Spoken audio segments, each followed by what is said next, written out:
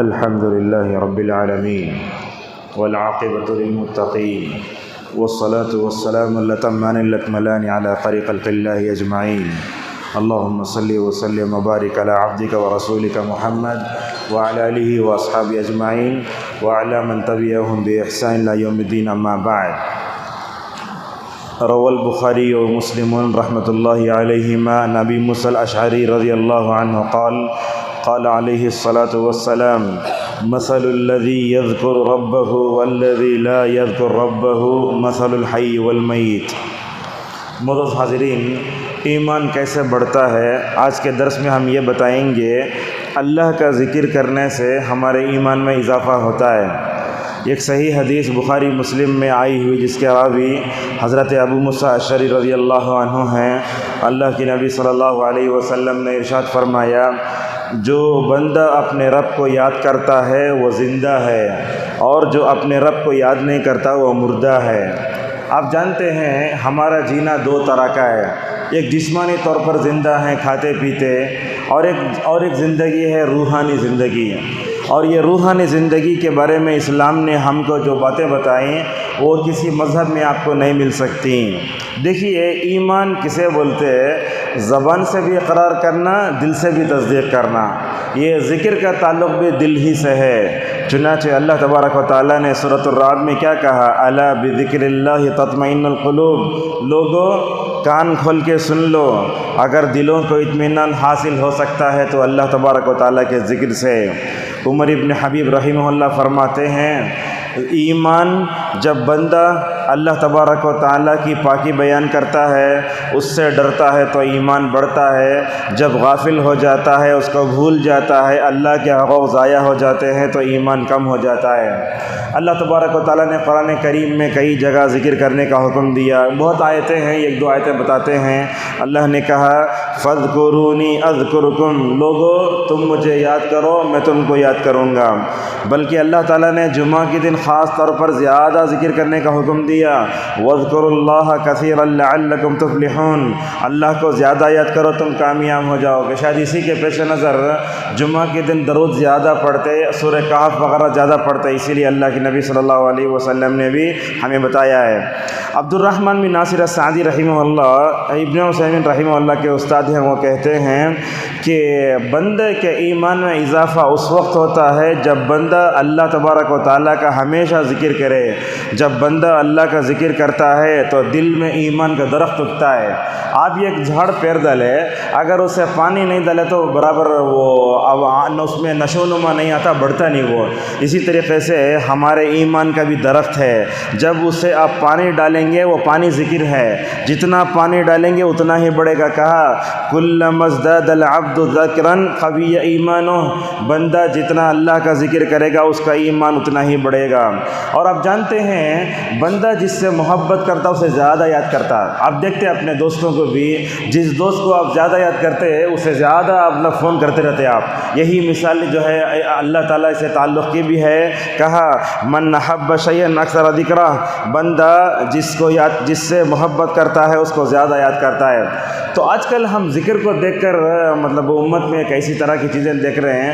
امت کا ایک طبقہ غلط چیزوں میں ذکر کر رہا ہے. دوسرا طبقہ ایسا ہے ان چیزوں سے ذکر کر رہا ہے جس کا اللہ اور اس کے رسول نے حکم دیا ہی نہیں ہے. اور ہمارے سلفیوں کا حال یہ ہے، ذکر کرتے نہیں. نماز کے بعد کی اذکار کی اہمیت کتنی ہے. اللہ کی نبی صلی اللہ علیہ وسلم نے کیا فرمایا؟ کہا دیکھو، نماز کے بعد وہیں بیٹھ کر کسی سے بات نہیں کرنا، اور اسی طریقے سے وضو بھی نہیں ٹوٹنا. یہ دونوں شرطوں کے ساتھ جب آپ وہیں بیٹھے رہیں گے، ذرہ ہٹ کر بیٹھے، تو فرمایا نورانی مخلوق تمہاری مغفرت کے لیے دعا کرتی ہے. نورانی مخلوق کہتی ہے اللہ اس کو بخش دے، اس کو رحم کر دے. وہ ہمارے پاس ہوتا کیا ہے، نماز ہوتے ہی لوگوں میں ہلچل شروع ہوتی. السلام علیکم، خیریت؟ ہاں. بازو نہیں ہونا چاہیے. آپ اللہ کے سامنے بیٹھے. آپ دنیا میں کسی بادشاہ کے سامنے کیسے بیٹھتے ہیں آپ؟ لہٰذا اللہ کے ادب کا تقاضا یہ کہ محراب میں بیٹھنے والے، ادھر بیٹھنے والے آزو بازو دیکھیں ہی نہیں. مجھے معلوم ہے عرب علماء کے بازو نماز پڑھے تو اسٹیچو کی طرح بیٹھ جاتے، کون رائٹ میں ہے کون لیفٹ میں معلوم ہوتا نہیں ہے. صالح فوزان حفظہ اللہ کے بازو ایک مرتبہ نماز فجر پڑھنے کا اتفاق ہوا. شیخ نماز فجر کے بعد اللہ کے ذکر میں بیٹھے بیٹھے بیٹھے بیٹھے چاش کی نماز کا وقت آیا وہ کبھی رائٹ میں لیفٹ میں پلٹ کے دیکھ رہے تو یہ ہوتا ہے اللہ کا ادب، یہ ہوتا ہے اللہ تبارک و تعالیٰ سے تعلق۔ بندے کا ایمان جتنا مضبوط ہوتا ہے اللہ کو اتنا ذکر کرے گا۔ ہم نماز کے بعد ڈائریکٹ بات کرنا شروع کرتے ہیں تو یہ کسی کے لیے مناسب نہیں ہوتا۔ اس کے بعد شیخ کیا کرے، فوراً اٹھے چاشت کی نماز پڑھے، اور چاشت کی نماز پڑھنے کے بعد چائے بھی نہیں پانی بھی نہیں کچھ بھی نہیں، سیدھے پڑھانے چلے گا، 3 گھنٹے پڑھائے۔ کیا ماشاءاللہ روحانی طاقت رہتی ہے ہمیں، نماز ہوتے ہی پہلے چائے حریرہ یہ وہ، اس کے بعد جو ہے اخبار، اس کے بعد کچھ بھی نہیں ہے۔ یہ عرب لوگوں کی صبح ایسی ہوتی ہے، ہماری صبح ایسی ہوتی ہے، ذرا اس کی طرف توجہ دیں۔ اور یہ ذکر کرنا مردوں کے لیے ہے، عورتوں کے دونوں کے لیے۔ اللہ نے کہا وَالذَّاكِرِينَ اللَّهَ كَثِيرًا وَالذَّاكِرَاتِ أَعَدَّ اللَّهُ لَهُم مَّغْفِرَةً وَأَجْرًا عَظِيمًا۔ اچھا ذکر کسے بولتے دیکھیے، اب میری طرف دیکھیے، زبان ہلتیج نہیں ہے، یہ کیا مطلب ذکر کا مذاق ہے یہ۔ اور بعض لوگ اللہ اکبر سبحان اللہ کیا بولو یہ غلط ہے۔ یہ ایک طرف تو آپ زبان کو حرکت نہیں دے رہے، خالی مطلب کہ میوزک بجا رہے ہیں، یہ دوسرا ایسا ہے اللہ کا ذکر بھی کر رہے ہیں، ساتھ میں لوگوں سے بات بھی کر رہے ہیں، کیسے ہو سکتا ہے؟ اللہ تبارک و تعالیٰ کی ذات ایسی ہے، ادب کرو اللہ کا۔ جب تک بندے کے دل میں اللہ کا ادب نہیں ہوگا اس کا ایمان بڑھے گا نہیں۔ ابن القیم رحمہ اللہ، اسی لیے علامہ نووی رحمہ اللہ وغیرہ فرماتے ہیں ذکر 2 طرح کا ہوتا ہے۔ سب سے پہلے دیکھیے دل کا ذکر۔ دل کا ذکر بولے تو کیا مطلب؟ جس ذات کو آپ یاد کر رہے ہیں اس کی عظمت کو اپنے دل میں بٹھاؤ۔ میں دنیا میں اور آخرت میں سب سے زیادہ میرے محبوب ذات کو یاد کر رہا ہوں، اس کی عظمت دل میں بٹھاؤ۔ اس کے بعد کیا ہوتا ہے؟ زبان کا ذکر۔ جس ذات کی محبت آپ اپنے دل میں بٹھائے اس کو زبان سے یاد کر رہے ہیں، دل بھی زبان مل کے چلے تو ایسا ذکر ہی بندے کے لیے کام آتا ہے اور ایمان میں اضافہ کا ذریعہ بنتا ہے۔ بعض مرتبہ صرف دل میں یاد کر لے بولے تو صوفیاں دل کی نماز پڑھتے ہیں، ایسا بھی ہوتا۔ اور بعض مرتبہ ایسے ہوتا دل میں محبت نہیں ہے، سو سو سو سو سو سو سو سو اب سبحان اللہ بول رہے ہیں، سو سو کا کیا مطلب ہے؟ سلیمان روحیلی بعض علماء نے بتائے یہ سو سبحان اللہ، سبحان اللہ کا شارٹ سو اگر بولا تو ثواب نہیں ملتا۔ سبحان اللہ، الحمدللہ، لا الہ الا اللہ پورا بولو زبان سے، یہی اصل میں صحیح ذکر ہے۔ تو معلوم یہ ہوتا ہے بندہ دل میں اللہ کی محبت پیدا کرنا، زبان سے اس کے لیے جو ہے اظہار کرنا چاہیے۔ اور ابن عباس رضی اللہ عنہ ایک بات بتاتے ہیں، ذکر کے لیے نہ وضو شرط ہے نہ کچھ ہے، بس آپ جب لیٹرنگ ہو جاتے نا اس وقت کو چھوڑ کر کے آپ ہمیشہ ذکر کر سکتے ہیں۔ جیسا کہ عائشہ رضی اللہ عنہ کہتی ہیں کان رسول اللہ صلی اللہ علیہ وسلم یذکر اللہ علی کل احیانہ، اللہ کے نبی ہمیشہ ذکر میں رہتے۔ اور ذکر کرنے کے لیے آپ کو 1 لاکھ روپے ڈپازٹ کرنا، 2 لاکھ روپے انویسٹ کرنا کیا بھی نہیں، ذکر بہت آسان ہے۔ اللہ کے نبی نے کیا فرمایا؟ اللہ فرماتا ہے جب تک میرے بندے کے ہونٹ میرے ذکر کے لیے ہلتے رہتے ہیں میں بندے کے ساتھ میں ہوتا ہوں۔ لہٰذا اللہ اکبر بولنے کے لیے کتنے مائکرو سیکنڈ، سبحان اللہ بولنے کے لیے کتنے سیکنڈ، ذرا تصور کیجئے۔ اسی لیے آپ دیکھیں گے حضرت زکریا نے جب اللہ تبارک و تعالیٰ سے اولاد پر نشانی مانگی تو اللہ نے کہا اللہ تکلم الناس 3 لیال سویہ، 3 دن تک تمہیں کسی بھی باتش نہیں کرنا۔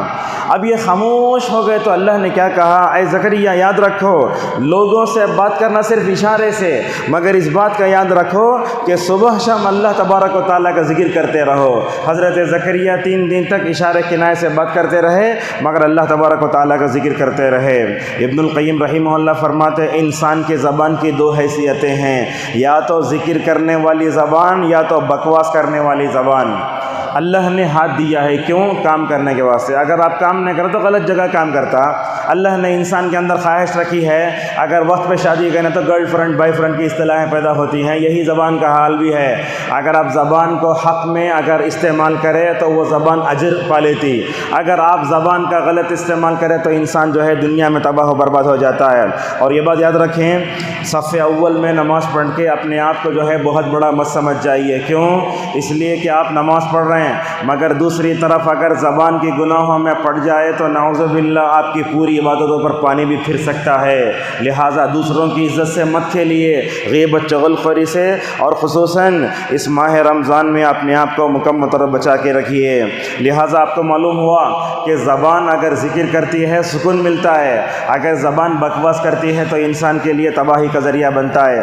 لہٰذا ہم اذکار دعائیں وہ پورے پڑھیں جس کی طرف نبی کریم صلی اللہ علیہ وسلم نے حکم دیا ہے۔ اذکار کے ساتھ امت کا کیا رویہ ہے وہ بتاتے ہیں۔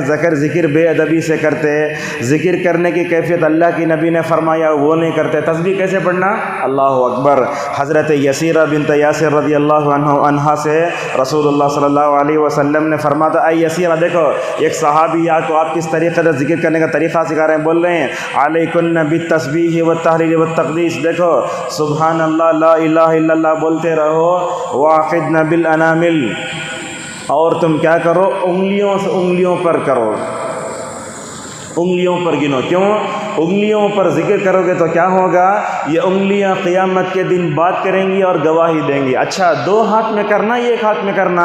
علامہ البانی رحمۃ اللہ علیہ کہتے ہیں یہ ہاتھ میں کرنا ہے۔ اصل میں اگر کوئی آدمی ایک ہاتھ میں کیا تو یہ کر سکتا ہے۔ تسبیح گننے کا طریقہ دیکھیں کیسے ہوتا ہے، سبحان اللہ سبحان اللہ سبحان اللہ، یہ انگلی کے تین ہے نا ویسا کرنا، یا ایسا بھی کر سکتے سبحان اللہ سبحان اللہ سبحان اللہ 3 مرتبہ بول کے اپنے انگلی کو ایسا بھی کر سکتے ہیں۔ اس طریقے سے صالح حسینی حفظہ اللہ نے بتایا ہے۔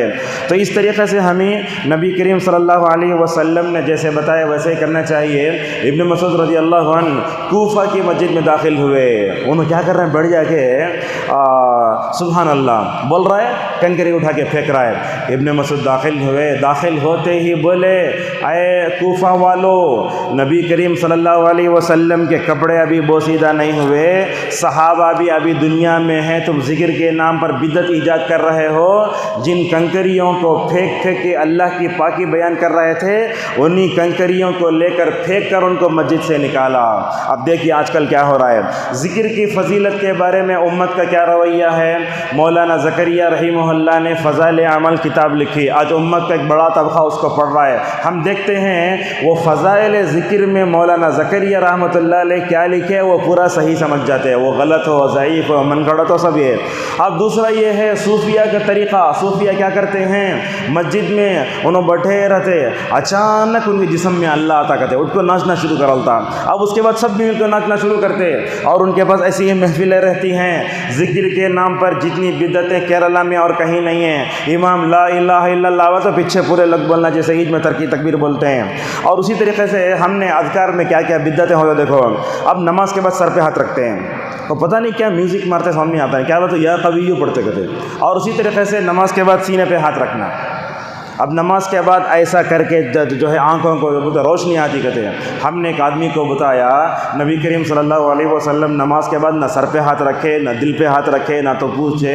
ہم نے اس کو منع کیا تو دور سے بیٹھ کر ہم کو جب دیکھتا تو خاموش ہو جاتا، جیسے ہی چلے جاتا پھر وہ اپنی پرانی حرکت شروع کرتا۔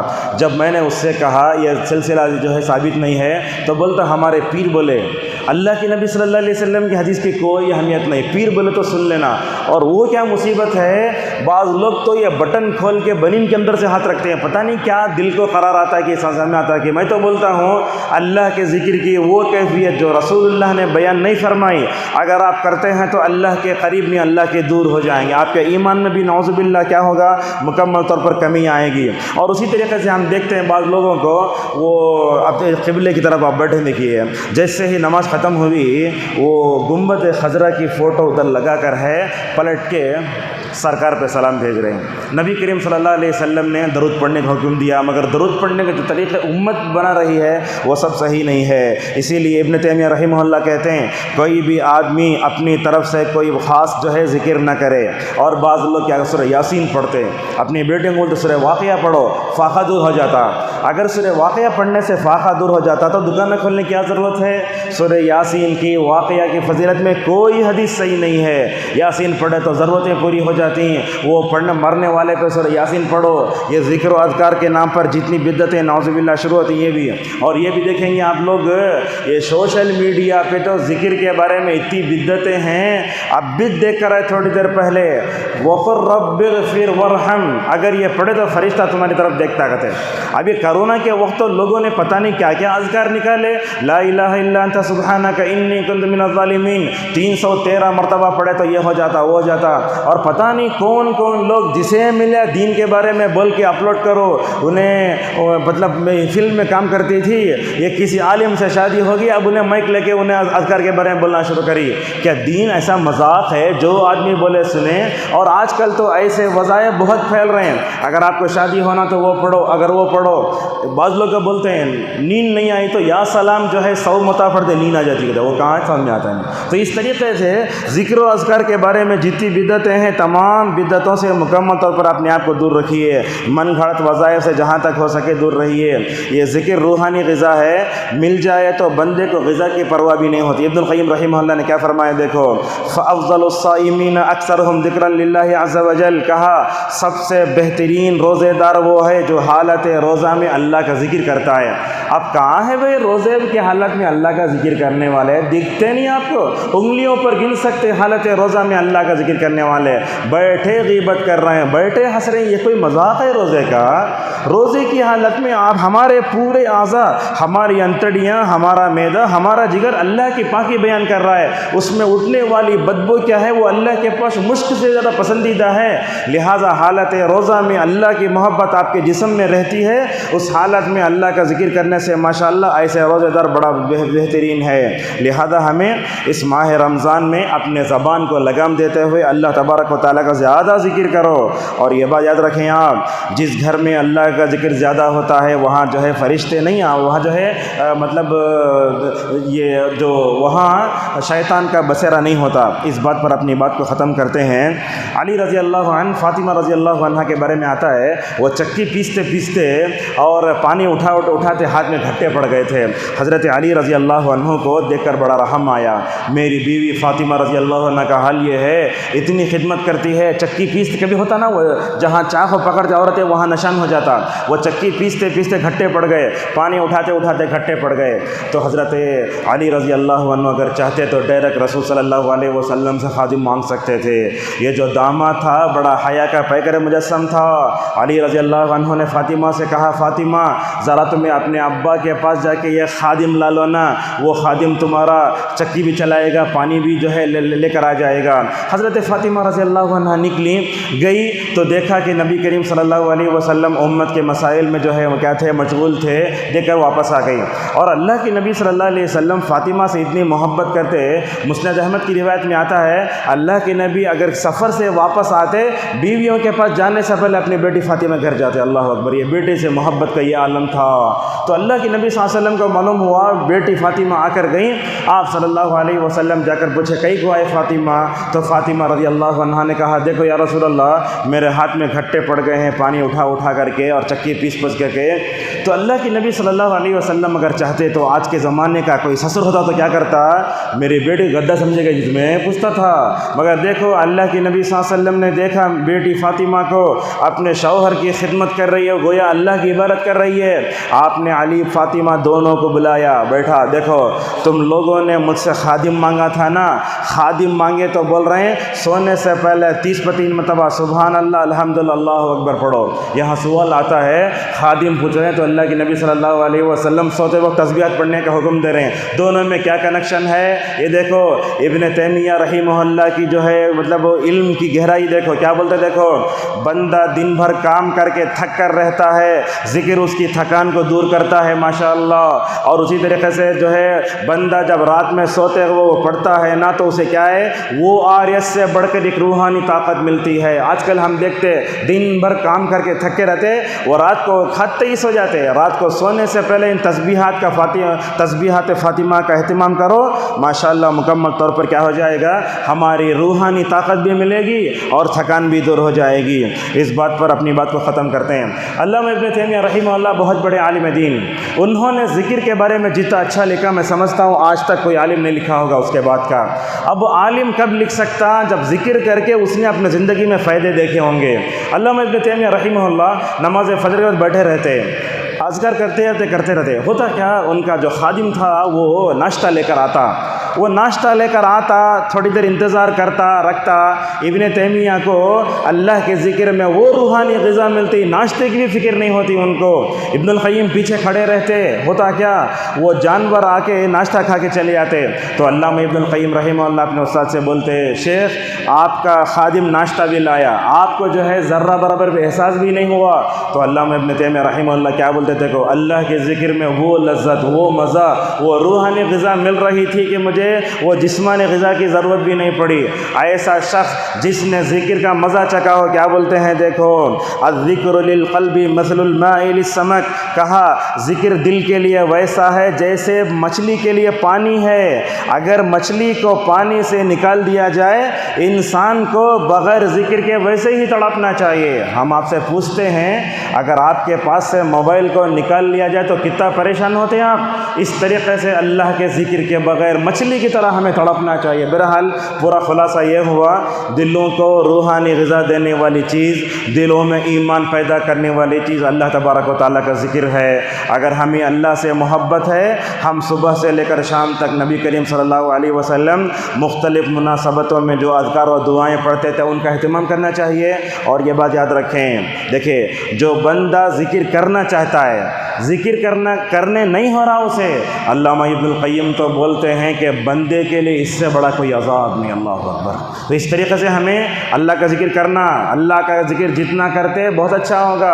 اور قیامت کے دن جب لوگ اپنے نامہ اعمال میں دیکھیں گے تو بولیں گے کاش دنیا میں اللہ کا ذکر کرتے تو کتنا اچھا ہوتا، دنیا میں جتنا ذکر کرتے اللہ کے اتنے قریب ہوتے۔ اللہ کے نبی تو فرماتے ہیں جنت میں جب چلے جائیں گے تو جنتیوں کی ہر آتی جاتی سانس میں سبحان اللہ، لا الہ الحمدللہ رہا ہوگا۔